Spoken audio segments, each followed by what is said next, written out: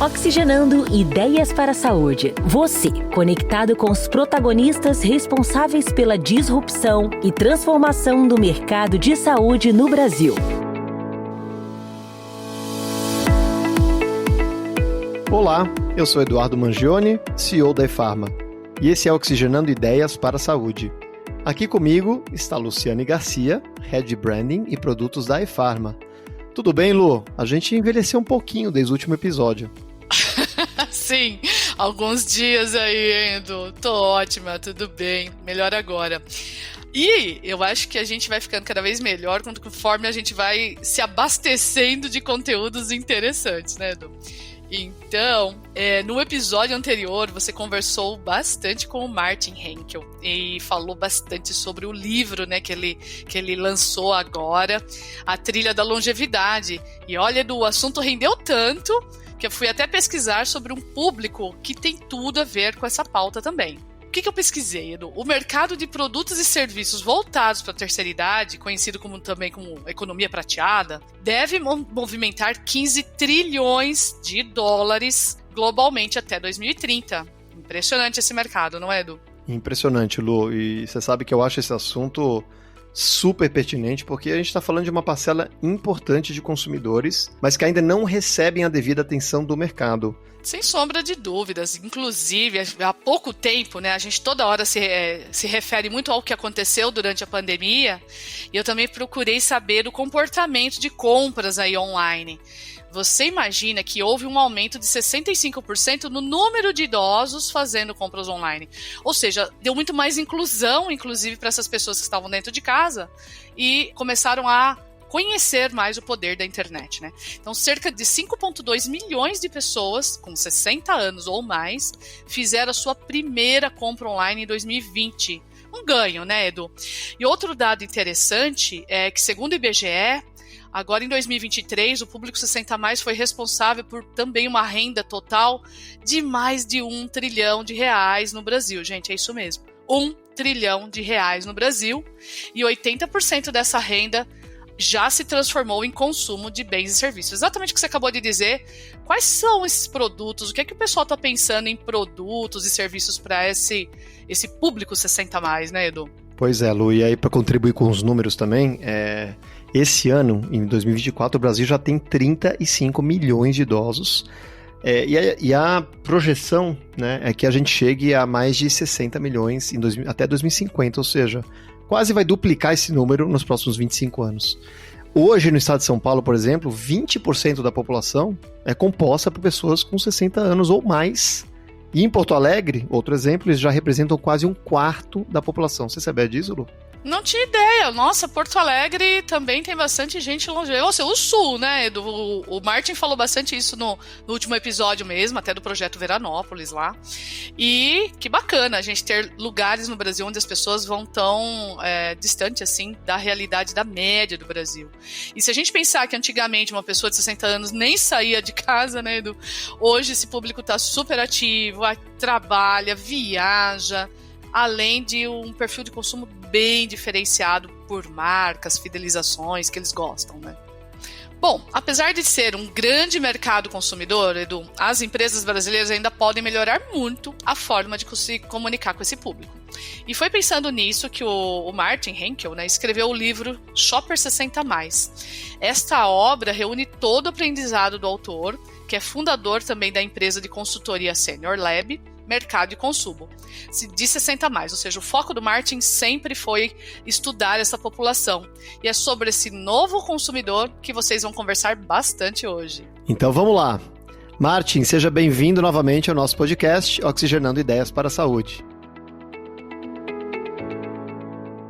Eduardo, obrigado. Quem diria, né? Há um tempo atrás gravamos aqui a conversa sobre a trilha da longevidade brasileira, falando sobre bem-estar, agora vamos falar sobre marketing, negócios, mercado e vendas. Obrigado pela oportunidade de estar com vocês. Obrigado a você. Novamente, uma grande honra com um dos maiores especialistas, eu acho que no mundo, sobre esse tema. Martin, em 2014, quando você fundou a Senior Lab, já se falava sobre os hábitos de consumo do público 60 a mais ou era algo muito distante? E como que você enxerga nesses últimos 10 anos, essa década que passou de lá para cá? Eles mudaram muito? mudaram bastante, tá? Os 60 a mais de hoje em dia são bem diferentes dos 60 a mais de 20 anos atrás, principalmente os de 30 anos atrás. Em questões de comportamento, atitude, curiosidade, relação com as marcas, eles são bem diferentes, isso que foi bastante desafiador. Em relação a bibliografia, ou informações, ou conteúdo para apoiar aprendizado e decisão, realmente era escasso, muito pouco. Se falava muito sobre os aspectos assistenciais, né? Doença, comorbidade, bem-estar do idoso, mas ele como consumidor, como um decisor, rejeitando marcas e experimentando novas marcas e deixando mais claro suas necessidades, suas vontades, era muito recente. Tanto que eu sempre, Philip Kotler, né, o nosso papa do marketing, sempre busquei na literatura dele e encontrei pouquíssima coisa sobre esse consumidor, né, que sempre é tratado ainda como os idosos de antigamente, como um cara já conformado, um cara que não iria experimentar ou mudar de marca. Quase alguém que já não participa mais ali, né, do jogo. Que estava literalmente aposentado, né, em casa, alguém comprava por ele. Esse era o perfil do idoso que a gente encontrou na literatura alguns anos atrás. E de 2014 para cá, além de mim, outros profissionais surgiram no mercado, outros espaços foram se criando, universidades começaram a tratar sobre essa temática.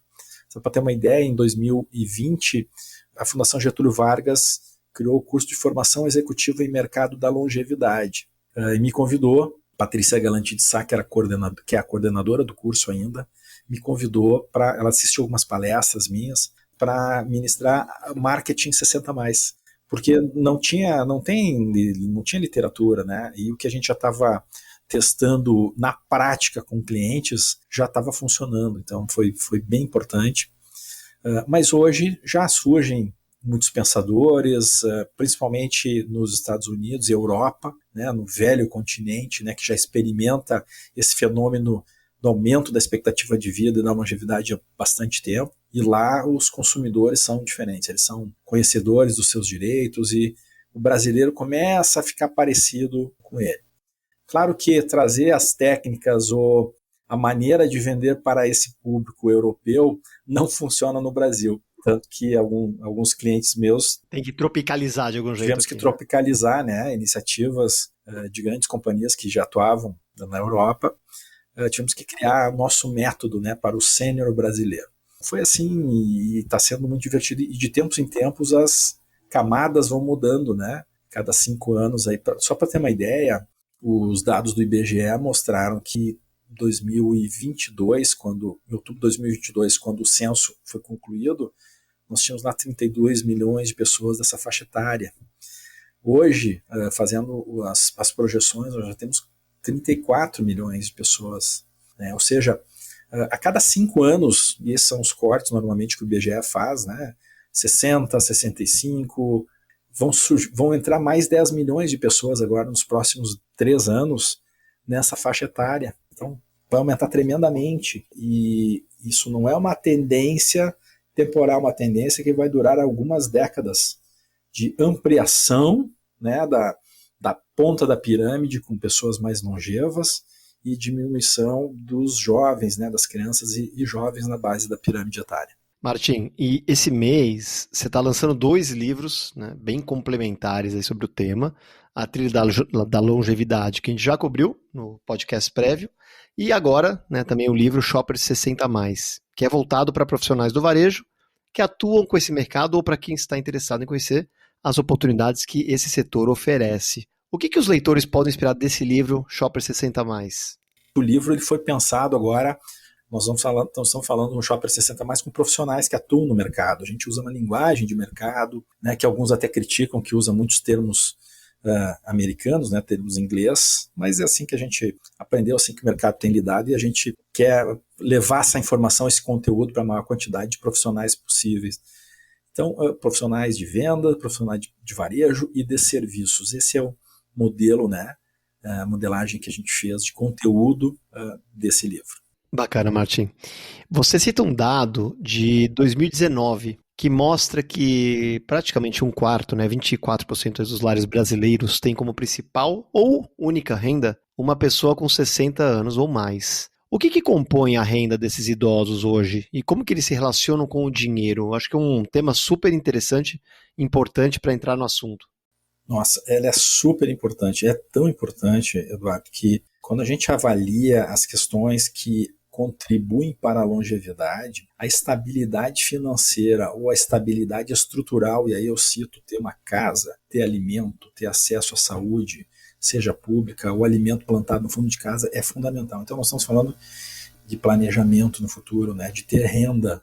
Só a aposentadoria não será suficiente para as pessoas manterem o seu padrão de vida. Então, realmente isso é bem complexo, né, e exige planejamento, principalmente para as gerações que ainda não se aposentaram, que estão um pouquinho longe de se aposentar. Mas hoje a renda da população com 60 anos ou mais, que ano passado, em 2022, tá, ela chegou, somando tudo, toda a renda que entrou na carteira ou nas contas bancárias dessa população, que era de 32,1 milhão de pessoas, foi de 1 trilhão e 60 bilhões de reais, para basicamente 11%, o equivalente a 11% do PIB nacional de 2022.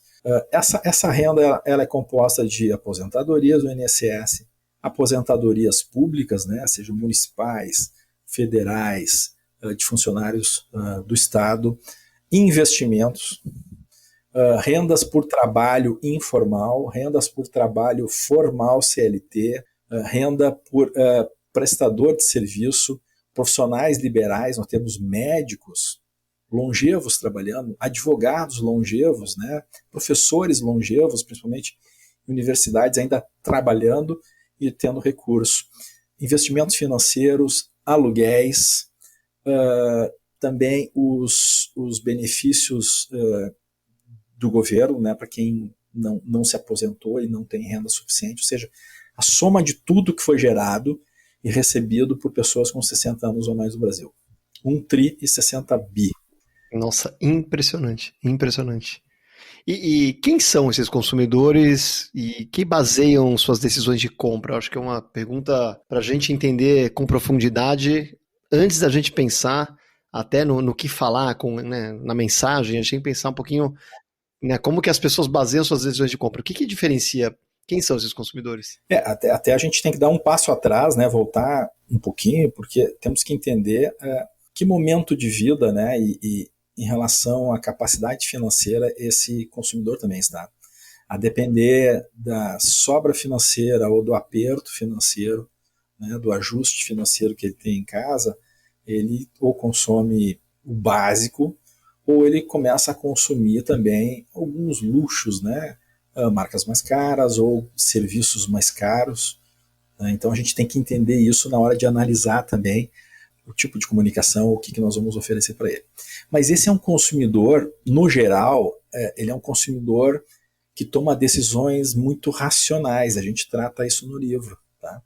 Ele toma decisões racionais porque ele já viveu bastante, já errou bastante, já se equivocou, já foi enganado, já teve problemas, então ele é muito crítico e muito racional nas suas decisões. E não importa se ele tem pouco dinheiro ou se ele tem muito dinheiro, ele é super racional nas decisões. Ele sempre vai fazer uma pergunta: eu realmente preciso disso? Essa é a melhor marca, esse é o melhor produto, deixa eu consultar. A depender do tipo de compra, se é um produto de alto valor agregado, ele vai buscar mais referências, né? Isso acontece pela experiência de vida e acontece por uma questão fisiológica muito básica, né? Interessante. Que é o seguinte, né?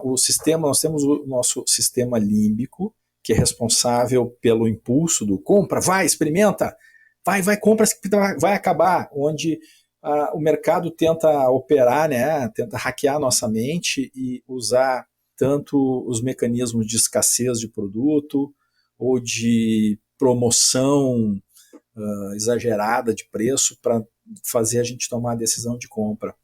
Isso acontece pelo sistema límbico. Mas, e nós temos o córtex pré-frontal, fica na nossa testa aqui, que é responsável pelas decisões racionais. E o que acontece quando a gente passa dos 60 anos de idade? O sistema límbico começa a ter menos autoridade sobre a nossa decisão e ele sempre vai passar por uma checagem no nosso córtex pré-frontal. Eu realmente preciso disso? Esse é um produto interessante, é caro, e a manutenção e a garantia, e tem pessoas que já compram, sabe, todas as perguntas que às vezes acontecem em milissegundos, elas ocorrem dentro da cabeça e no momento da decisão deste consumidor. Tanto que o consumidor maduro, no Brasil com 60 anos ou mais, é o menos propenso à compra por impulso. Pode parar no supermercado, na fila onde tem as gôndolas, né, na saída ali, antes do caixa, com balinha, com pilha, um monte de coisa. A maioria dos consumidores, dos clientes que não são sêniors, acabam cedendo à tentação. O cliente maduro passa reto, que se ele quisesse comprar aquela pilha, ele teria comprado quando ele passou a primeira vez no corredor. Então, sim, ele não é o menos propenso à compra por impulso. Então, essa é uma característica importante que fala muito a respeito de como a gente vai comunicar para esse cara. O que a gente vai comunicar? Não adianta só falar que é bom porque é bonito, é bom porque é inovador, não. Por que é inovador? Qual é a inovação? O que isso vai beneficiar a minha vida? Isso é complexo de usar. Então, entram aspectos racionais na decisão e que passam desde a abordagem de venda, a capacitação do atendente, capacitação de quem vende e também a informação de venda do produto propriamente dita, né? O apelo do produto. Como é que o produto vai se vender para esse consumidor? Isso é bem desafiador. Eu vejo que você passa por comunicação marketing, mas você também entra em neurociência aqui, né? Entramos. Da onde que surge esse capítulo de neurociência que hoje, para falar sinceramente, hoje é super importante dentro do que é, do que é o marketing em si, né? Entender disso, quer dizer, estou curioso. A neurociência, ela entrou nesse projeto aqui do Shopper 60+, né? Um parceiro aqui de escrita desse livro, o Álvaro Flores, que ele é professor de neuromarketing. Ele se apresenta como neuromanager, né? Nas empresas que ele faz consultoria, ele sempre utiliza muito essas ferramentas das partes não tão expostas, né, da decisão ou do impulso de consumo e de aceitação de ideias que seja.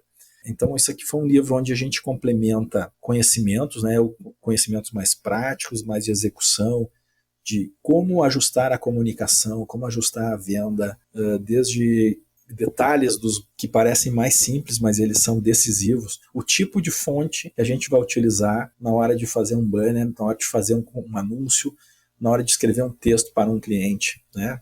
O Álvaro, ele domina muito bem, é assim que ele tem atuado também como professor, nas questões do neuromarketing, o que acontece dentro do cérebro e como isso pode ser entendido, ampliado, ou o que nós temos que fazer, né, na comunicação, na nossa estratégia, para atingir os botõezinhos certos também, né, de uma forma construtiva, obviamente. Claro. É muito bacana você falar, né? Porque traz uma propriedade diferente, né, pro que é o livro. É um livro que tem profundidade no aspecto de neurociência também, né? Então, eu comecei a estudar neurociência há um tempo atrás e realmente é algo complexo, algo que tem que ser realmente trabalhado, tá? Por isso que eu acho que é muito bacana você ter trazido até um exemplo aqui, vários exemplos, né, que se baseiam e ter explicado um pouquinho, né, para aterrissar um pouco, né?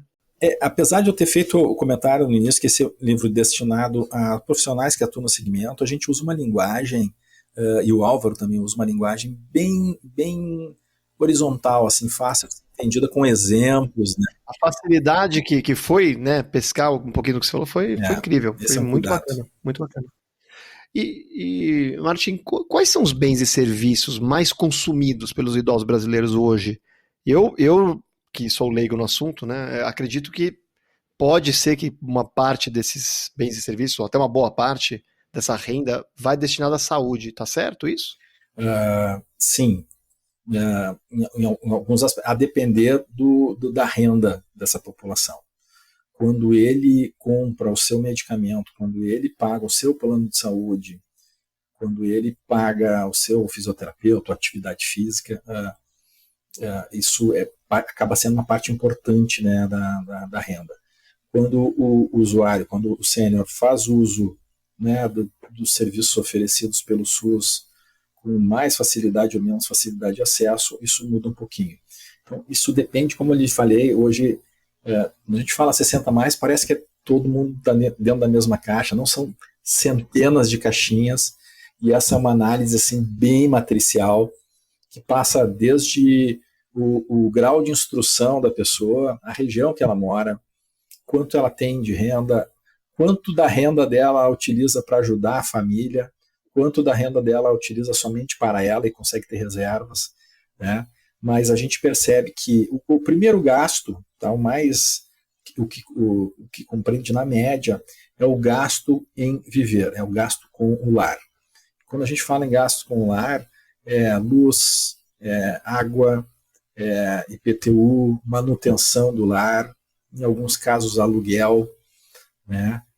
Se imaginava que dessa população, a maioria, ou quase a totalidade, tivesse a sua casa própria. A gente não encontra isso, a gente encontra muitos idosos que moram ainda de aluguel, né? Então, ali consome muita renda. Depois a alimentação, né? E depois a saúde. Isso na média, quando a gente em média Brasil. E aí entram outras despesas novas, né? Alguns anos atrás, 15 anos atrás, 10 anos atrás, o plano de dados do celular não era uma despesa presente na matriz de gastos desse idoso. E agora ela é vital, né? Hoje nós temos no Brasil, isso é um dado de 2023, 76% da população com 60 anos ou mais no Brasil tem um smartphone ativo. Então, e para ele funcionar, seja um modelo pós-pago ou pré-pago, eles se gasta dinheiro, né? E eles estão já também utilizando o celular mais para trocar mensagens, inclusive de voz, pelo WhatsApp, do que falar, né? Do que falar no telefone, como no passado era bem comum. Martim, agora eu queria ser um pouco mais ácido aqui com a verdade. Então, é uma pergunta com várias perguntas dentro.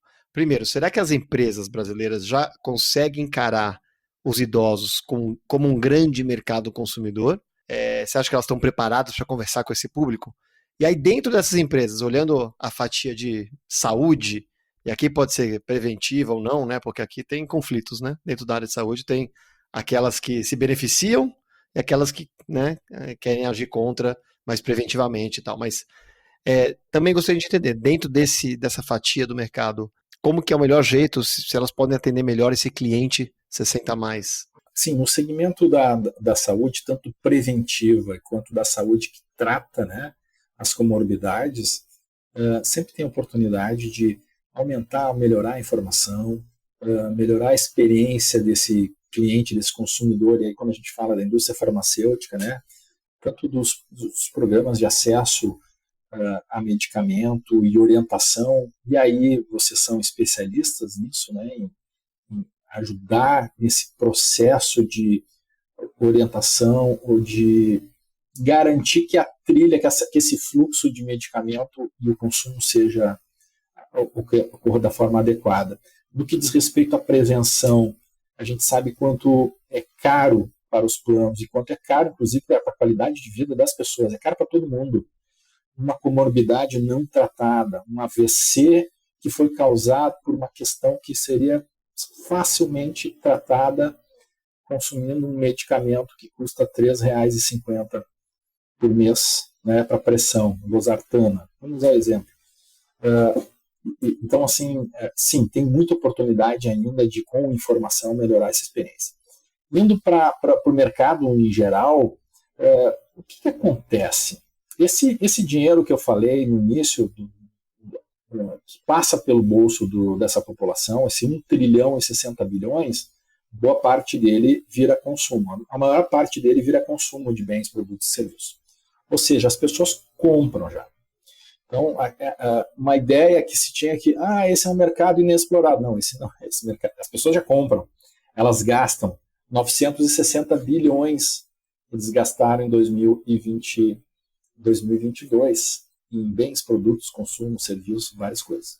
O que a gente está falando é em criar uma diferenciação e garantir ou tentar aumentar a minha chance, eu como empresa, eu como marca, da minha marca ser escolhida por esse consumidor. Não está falando em aumentar a fatia, né, aumentar consumo, quem sabe, mas no mínimo aumentar minha fatia de participação em relação a esse público.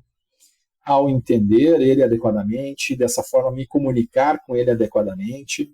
E quando eu falo comunicar adequadamente, tem vários aspectos, é bem complexo, assim, bem amplo, desde me posicionar corretamente, né?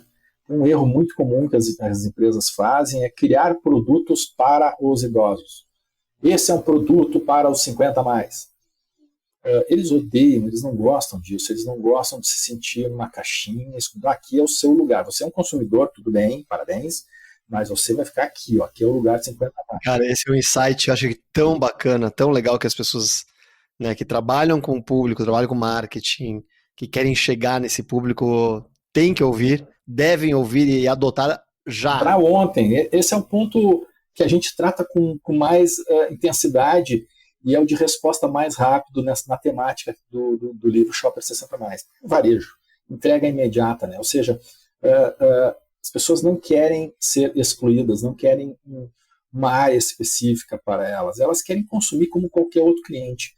Então a gente tem que evitar fugir dos rótulos, rotular esse consumidor, ou rotular meu produto, ou minha nova categoria de produtos, ou uma nova marca para esse cliente. Eu tenho que vender atributo para ele. Exatamente. Contar uma história bacana, dizer por que, ao saber quais são as necessidades, quais são os desejos, o que mexe com eles, o que mexe com a razão, para que eu ganhe atenção, né? Nessa briga. Hoje, nossa maior dificuldade que a gente tem no nosso estilo de vida é ganhar atenção de qualquer pessoa. E esse consumidor também ele é muito recebe muito bombardeado pela comunicação. Então, ganhar a atenção dele ao entender, a usar a linguagem certa, a usar os apelos adequados. Então, dessa forma, Eduardo, a gente consegue sim posicionar ou reposicionar um produto com sutileza.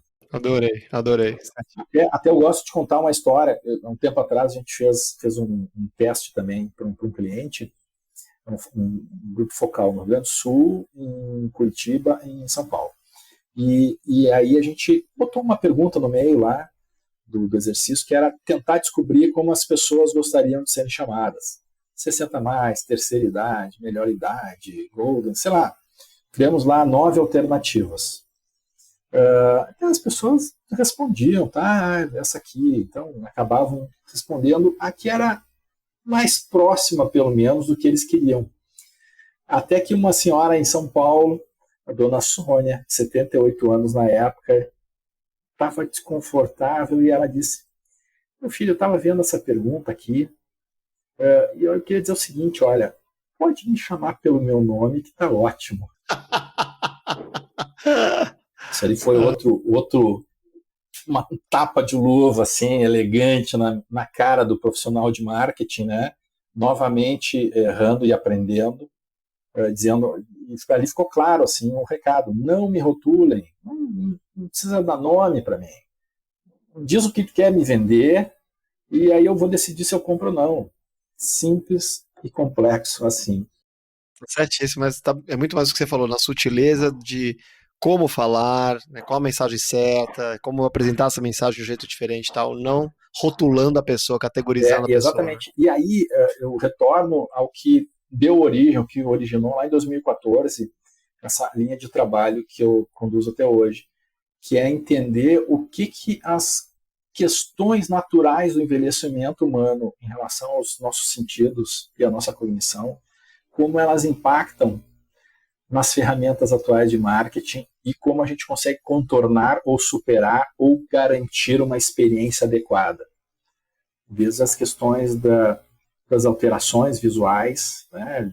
E eu não estou falando de tamanho de letra, estou falando de tipo de letra, inclusive, até as questões de som, e eu não estou falando de volume, eu estou falando de frequência. A gente vai envelhecendo e a partir dos 40 anos nós vamos perdendo algumas frequências. Depois dos 60 a gente ouve menos frequências agudas, aquele som fininho. A gente vai ouvindo mais sons graves. E então se eu boto desde uma sinalização numa campainha de um aplicativo, ou uma campainha no micro-ondas avisando que o alimento ficou pronto, a campainha de casa, ou uma voz muito aguda, isso atrapalha o entendimento de alguns fonemas. Quando a pessoa vai falar algumas palavras, né, o lhe, o x, o che, né, e vários outros fonemas que vão complicando à medida que a gente vai tendo essas perdas. Então, utilizar sons mais graves, né, em vez dos agudos, desde uma voz mais grave, isso é bem importante para um call center. Eu estava pensando exatamente isso agora, principalmente com atendimento de chatbots virtuais, inteligência artificial entrando e tal, e voz tá tomando uma conotação gigantesca daqui para frente, vai virar voz mesmo, né? E já estão virando, né? Inclusive, em relação a isso, nós fizemos um acompanhamento num cliente nosso e a gente percebeu que os atendentes de primeiro nível, ao atender um cliente sênior, e o cliente sênior não conseguindo explicar com clareza o que ele quer, porque ele não sabe a nomenclatura, ele não sabe o que está escrito no script de treinamento desse profissional para saber que tem que direcionar para tal departamento ou tal assunto. Ele vai explicando, né, vai tentando chegar a explicar da melhor forma possível o que ele quer. E aí, quando o atendente desiste na terceira vez, em média, terceira vez que ele não consegue traduzir ou entender o que ele quer e passa para o atendimento de segundo nível. Nas ferramentas, nos bots automáticos, né, a gente percebe que a inteligência artificial não desiste desse cliente. Que interessante. Olha. Ela continua tentando, explorando, fazendo as perguntas até que ela consiga entender. Então, quer dizer, tem mais paciência também, né?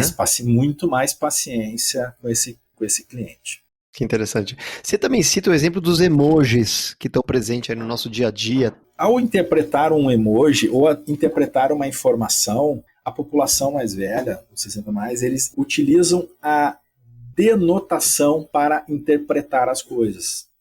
Denotação é entender exatamente o significado daquilo. Uma caveirinha é veneno, caveirinha é morte. Caveirinha, já para um geração Z, uma caveirinha é morrendo de rir. Para um geração Z, a caveirinha é interpretada como uma conotação. O sinalzinho, né, de uma mãozinha pintando, uma mão feminina passando esmalte de unha, significa tudo tranquilo, tudo sob controle para um geração Z. Já para um boomer, parece que não estou nem aí, parece arrogância. Então, existe um abismo em algumas questões que separam essa turma e hoje, basicamente, nos ambientes criativos, na indústria criativa, todo mundo é geração Z. E eles estão criando a comunicação, inclusive, para esse público. E aí que precisam ter os ajustes finos, os ajustes de entendimento. Então, evitar situações que possam causar mal entendimento, né? Isso não é um detalhe, né? Isso pode ajudar a aproximar, inclusive, esses dois públicos. Muito bacana. O emoji também é muito, muito interessante. Não é algo conhecido, não é algo óbvio, não. Não, inclusive assim, para uma geração Z, o sinalzinho do joinha com a mão, que para um boomer legal, ok, bacana. Isso soa como arrogante. Então tem o contrário também. Isso é arrogante para um Z. E eu sou da geração X, tá? Mas eu tento pensar como um boomer, porque para fazer o meu processo de empatia. Eu não entendo por que e como dar um joinha pode ser visto como uma coisa arrogante, mas é. Então não adianta discutir, a gente não vai mudar o mundo, é assim que as gerações enxergam. Então entender esses pontos de possíveis atritos ajudam muito, tá? Na comunicação e no estabelecimento de pontes. Eu imagino que esse consumidor também ainda prefere realizar suas compras de forma mais presencial. Talvez seja um pensamento errado, não sei. Mas você acha que essa preferência pode estar mudando? Você acha que esse público está se familiarizando agora com a internet? Você comentou, né? Quase 80% já tem smartphone, já estão usando WhatsApp, né? Eles estão se familiarizando bastante. Mas e a compra online? Como que você enxerga isso? A compra online tem aumentado, tá? Inclusive nesse grupo etário. Mas eles ainda, na sua maioria, preferem a compra presencial. Eles utilizam o smartphone, utilizam o Google para buscar referências sobre aquele produto ou descobrir aonde tem, perto da casa deles, e preferem ir lá comprar, experimentar, ver qual é, olhar na cara do gerente, saber quem é o vendedor, pegar o comprovante de garantia, todas essas questões. Então, esse é um cliente muito importante para o varejo físico, o varejo tradicional, e que a gente não vê assim um grande movimento, um grande interesse. Eu começo a ter agora, tá? Mas eu posso fazer uma afirmação. Tá? Daqui a 20 anos, o principal grupo de consumo dentro do varejo físico serão as pessoas com 50 anos ou mais. Então, assim, a gente precisa aprender já a lidar com eles, a entender o que eles querem, a oferecer o conforto, oferecer uma experiência no ponto de venda. Porque as outras gerações vão cada vez mais comprar soluções importadas ou e-commerces que conseguem entregar no mesmo dia ou às vezes no mesmo turno um produto, né, inclusive eletrônico. Esse é um consumidor que gosta de ir na loja, gosta de experimentar. E aí oferecer experiência, fazer ele se sentir bem-vindo, vai ajudar a fazer ele retornar também, e a gente consegue fidelizar esse cliente. Cara, eu fico imaginando eu, trabalhando no varejo hoje, né, pensando nessa experiência, né, de como desenhar a melhor experiência possível, né, como que eu realmente comunico, o que eu tenho que abordar, o que eu tenho que trazer, cores, fontes, quer dizer, no mínimo dos detalhes, deve ter toda uma literatura aqui para realmente aproveitar, para entregar algo totalmente diferente do que a gente tem visto aí no mercado. Né? Eu sou suspeito, tá? Mas o livro que a gente escreveu exatamente trata sobre isso. Esse foi o objetivo do livro, né? Eu acho que um primeiro ponto que o varejo precisa ter é capacitar o dono da loja, as lideranças precisam capacitar as equipes de loja, as equipes de atendimento. Descentralizar porque ainda é muito centralizado, né? As mudanças e o... É muito centralizado, mas lá na ponta de venda, no PDV, isso é muito comum ainda acontecer. Tá lá os 3, 4, 5, 10 vendedores, às vezes, da loja, esperando o cliente entrar, e aí entra um senhorzinho de cabelo branco. E aí, o que se observa ainda? Eu vou no banheiro, vou fazer meu lanche. Começa a fugir para não ter que atender ele, porque eles acham que vai ser uma venda muito demorada, ele só vem olhar preço. Mal sabem eles que quando ele entra na loja, normalmente ele já sabe o que ele quer. Se ele encontrar o preço e a condição e o produto que ele quer, é bem possível que ele compre. E mais, isso é revelador, tá? CDL Porto Alegre faz uma pesquisa nas datas de varejo, as principais datas. Natal, Ano Novo, Dia das Mães, Dia dos Namorados, Dia das Crianças. E aí, um determinado ano, isso foi em 2019, eles separaram como a amostragem era suficientemente grande para os grupos etários para isolar e encontrar um grau de assertividade bem importante. A gente criou o Shopper 60+, e as outras faixas etárias. E também o geral. Então, se entrevistavam as pessoas e perguntavam: você vai comprar presente para o Dia das Mães? Quantos presentes? Eu vou comprar um. Mais ou menos qual o valor, sabe? A expectativa de compra. Isso é uma pesquisa básica que a gente vê em todo lugar. Lá, nesse levantamento, o Shopper 60+, sempre era responsável pelo ticket mais elevado, o ticket mais alto. Tanto que, para o Dia dos Namorados, os shoppers com 60 anos ou mais iriam gastar 65% mais do que o ticket médio de todas as outras faixas etárias. Isso aconteceu no Dia das Crianças, aconteceu no Dia das Mães, porque, sim, um consumidor de 65 anos tem uma mãe de 78, 80 anos e compra um presente caro para ela. Então, assim, aqueles fujões, né, aquele cara que foi no banheiro, que foi no celular, ou que foi tomar café para não atender aquele senhor, certamente perdeu uma boa venda. E é isso que a gente tenta mostrar. Não só por respeito, tem questões ligadas a respeito, mas a gente dá muita ênfase nas questões tangíveis do varejo, do comércio, objetivas, valor, frequência, né, recorrência de venda. E se você pudesse impactar diretamente na adesão ao tratamento de quem mais precisa? Conheça o Medicamento Solidário, uma plataforma de crowdfunding que transforma doações em medicamentos essenciais para pessoas em situação de vulnerabilidade. Sem complicações, sem burocracia, apenas saúde e cuidado para quem realmente precisa. Cada contribuição é um passo para garantir que todos tenham acesso ao tratamento necessário. Junte-se a essa causa e faça a diferença. Medicamento Solidário, porque sua ajuda pode ser a diferença entre a doença e a cura. Martim, agora é hora do nosso jogo rápido. A gente faz um bate-bola de perguntas e respostas pra gente conhecer você pessoalmente também um pouquinho mais, tá bom? Bora! Pra começar, eu queria perguntar sobre livros. Você deve ser um cara que lê bastante. Fora livros técnicos, você lê alguma coisa que mudou o seu mindset sobre algum tema? O livro Previsivelmente Irracional. Achei muito, muito bom esse livro.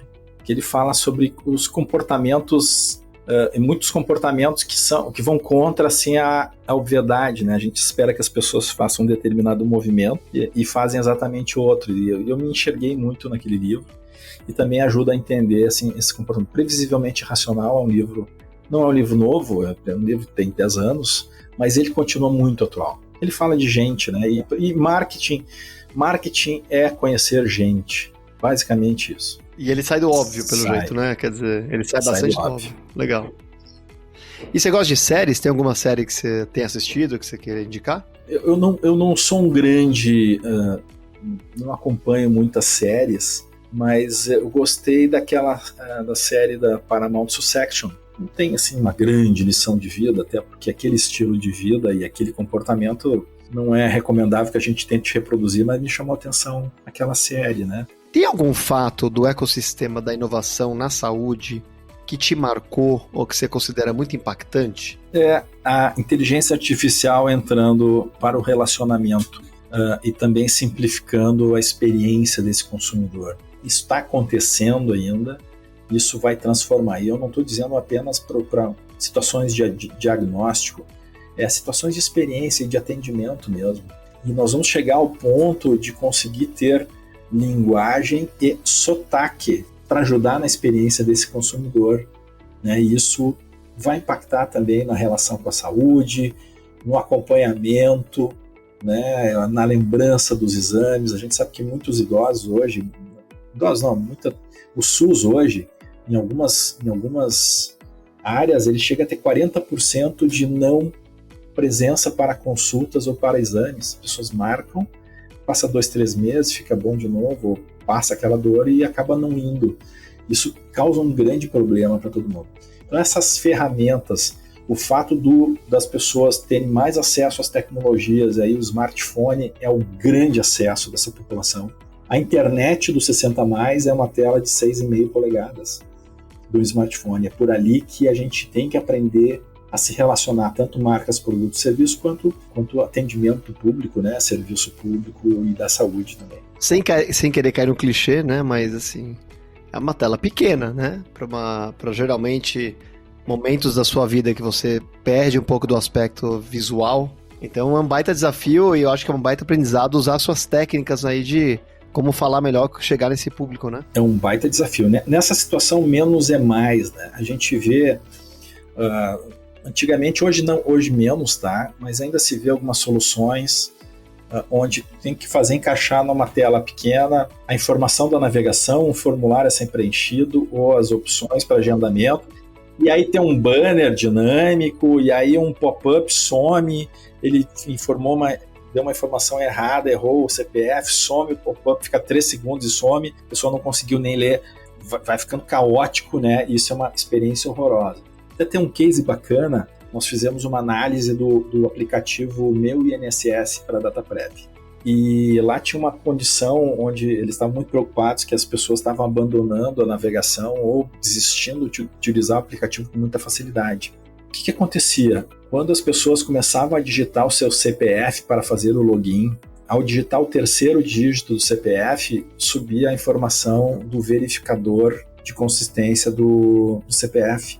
Né? E aparecia CPF inválido. E aí todo mundo pode pensar, mas ele só digitou 3 números. É óbvio que ele sabe que não é o CPF dele que está inválido. Não é óbvio.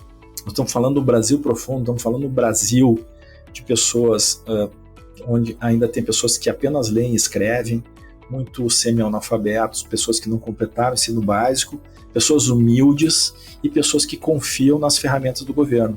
Se o governo diz que meu CPF está errado, está inválido, é porque ele está inválido. Então eu vou na loja, vou no atendimento lá na cidade para resolver essa questão. Então veja, uma coisa simples, né? Que foi tirar esse verificador lá do início da digitação, colocar ele para o final da digitação do CPF.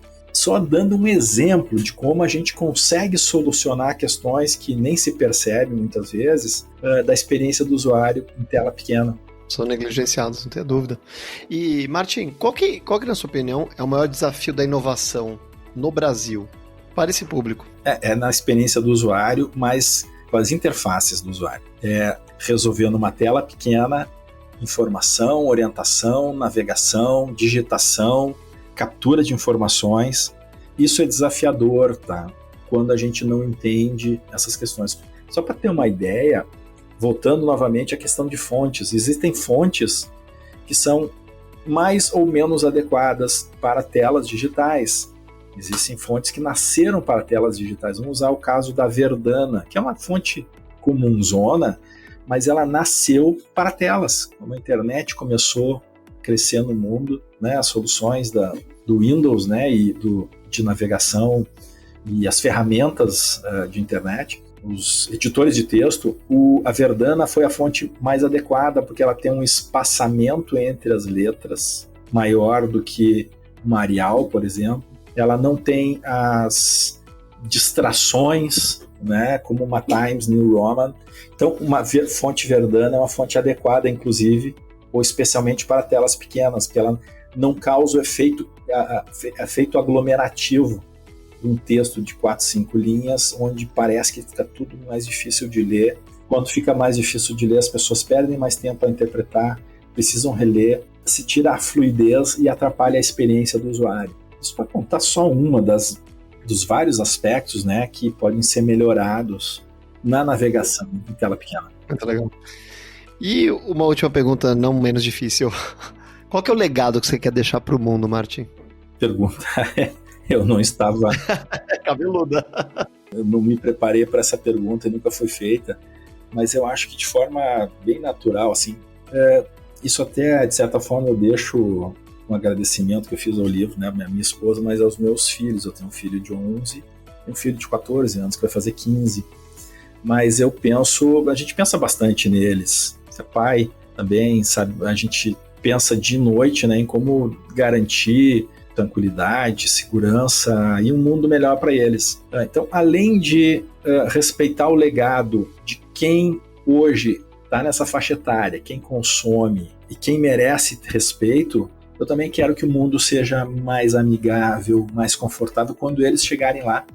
E eles chegarão, né? A tendência é que a gente viva mais do que nossos pais viveram, vamos viver muito mais do que nossos avós, e nossos filhos vão viver mais tempo do que a gente.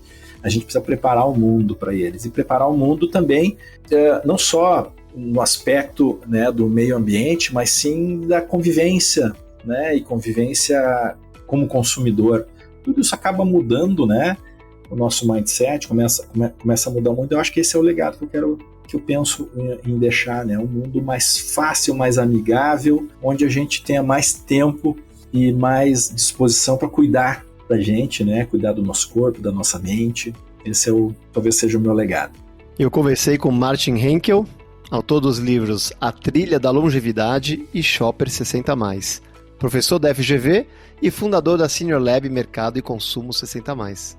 Martin, agradeço mais uma vez pela verdadeira aula e por a conversa excepcional que a gente teve nesse podcast e no anterior.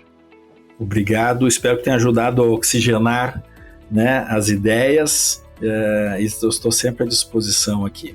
E para fechar, Martin, você quer comentar aonde que as pessoas podem encontrar os lançamentos?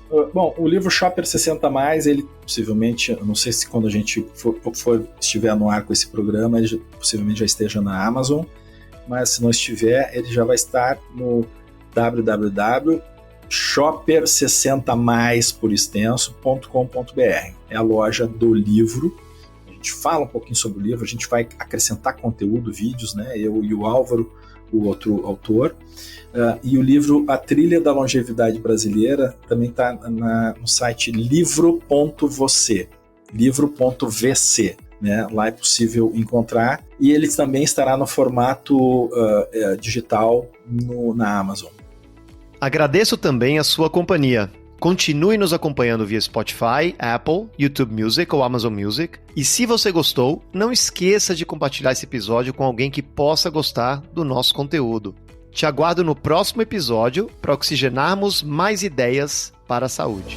Oxigenando Ideias para a Saúde. Você, conectado com os protagonistas responsáveis pela disrupção e transformação do mercado de saúde no Brasil.